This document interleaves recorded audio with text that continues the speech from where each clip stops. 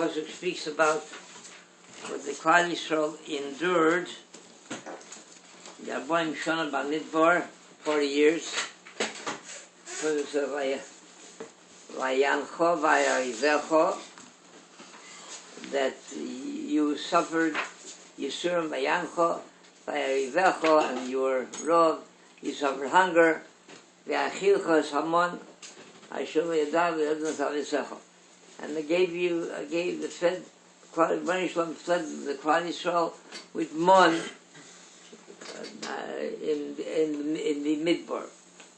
The question is, if Yachilchos Hamon, they had what to eat. So what's the Vayayivecho? What does it mean that they were starving and they were punished? Well, how were they punished, starved, if they had the mon to eat? But the Chazal tell us, and it's a known fact, that a person, the eye itself, it has somewhat of a filling effect. When a person is hungry and he has in front of him a delicious looking steak, so just looking at the steak itself, besides eating it, and then in addition to eating it, that's how he becomes satisfied. He becomes satisfied. And Lord says that a blind man is always hungry.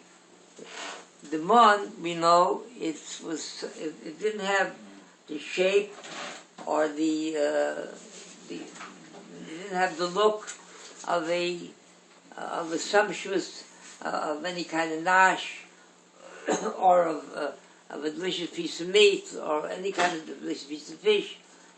It's whatever you wanted to taste, you tasted. But by looking at it, you're lacking that added from when you eat, being satisfied by seeing something in front of you that you look forward to eating, that you enjoy. So that's Vayancha Vayevecho. Even though Vayachilchos Hamon, it's still, we were still, there was a certain, we still felt hunger pangs. The Satmar Rav Zechon Taish like this. He says, Sabeinu mitzuvecho. We asked Rabbi Meisels Sabeinu that you should be satisfied mitzuvecho from good, not something that we should be, whatever Rabbi Meisels does, he has a chesed, he knows it's good for us, but Sabeinu mitzuvecho, that we should itself also, we asked Rabbi Meisels to give us things that we ourselves should feel that it's good. We were, by Rosh Hashanah we say, Shana Tova U'Mesukkah. By the Rabbi Meisels, it's good, Tova, he has a cheshbon, why it's good for us, Mesukkah, but we also should feel the Yishmakait. In Pirkei says, it's brought down, in this week's Pirkei, it says, Ein B'Yodeinu, Loi Mishavos HaRishoyim, Loi Misuris Tzadikim. We ourselves, it's not revealed to us why Rishoyim, they prosper.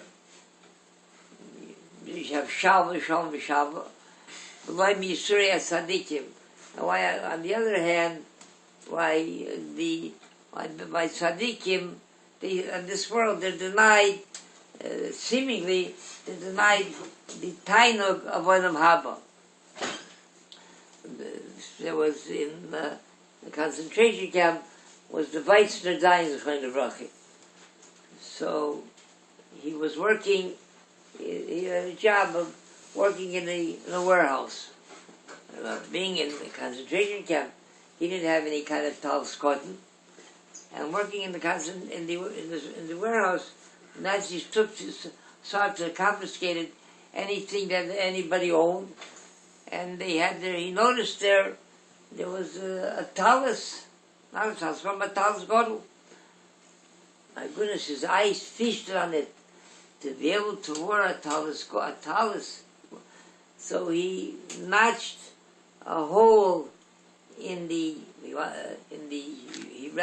he folded it over a few times, and he notched a hole in the talis godel, and put it on underneath his concentration camp uniform. one of the guards noticed that he seemed kind of bulky. So he was among his tops. He said, "What's this here? What do you got underneath there?" And he pulls up the shirt, and he sees he says, "What in the world is this?"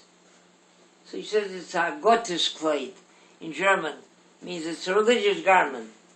He says, "After what we made you go through and all the suffering, you believe that there's an Almighty?" He said, "Where did you get this from?" So he told him, he had to tell him the truth. He told him, "You took it without permission." He starts to beat him, he falls and knocks him to the ground. He said, "I want to see you." Or maybe he didn't beat him yet. He said, "I want to see you in my office." He said, "I want to see you immediately in my office." To go, he knew what was facing him. Not to go, that would be the end. So he had to go. When he came there, he starts to beat him, and he starts again a rampage. He says, "You believe how do you do something like that?" He said, "Unless you give me some kind of logical reason," he said, you won't leave this room alive." How do you believe that there's an Almighty Father in heaven after what we are able to do to you? He says, "I'll tell you." He says there was a surgeon was operating the operating room, and he's taking out infected, diseased tissues with his scalpel, and there was a layman from the street, not a surgeon, not even went to medical school. He's observing the surgeon continuing to cut away tissue. So he starts to question the surgeon. He says, "At the beginning I saw," he says, "you were cutting away infected, diseased, rotten tissue. But now," he said, "you're cutting away even healthy tissue as well. What's the meaning of that? What kind of surgeon are you?" So he says, "You went to medical school?" He says, "No." He says, "I'll explain you." He says, "In medical school they taught us how far we have to go. Even though to the eye it might seem like it's healthy tissue, but we have to go even further." So he said the same thing. He said, "We here on this world," he says, "what the Almighty does," he says, "we really don't know why He had to cut away so many of our people." He says, He, up on high, He knows what He's doing.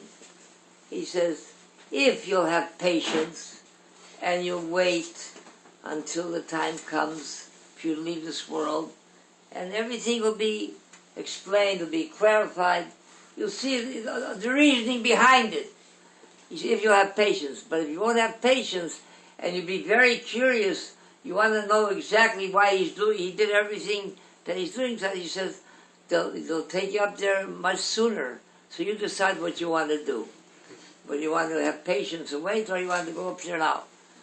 So the German guy says to him, he says, "You clever Jew." He said, and he let him get up and go back.